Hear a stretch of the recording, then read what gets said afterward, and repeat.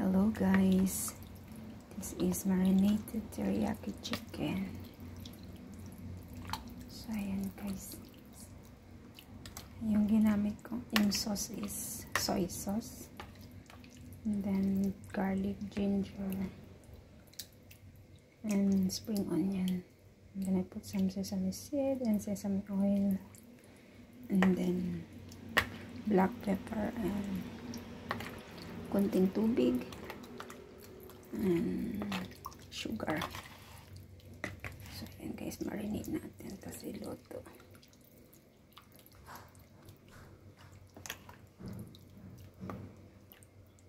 Marinate natin for 1 hour.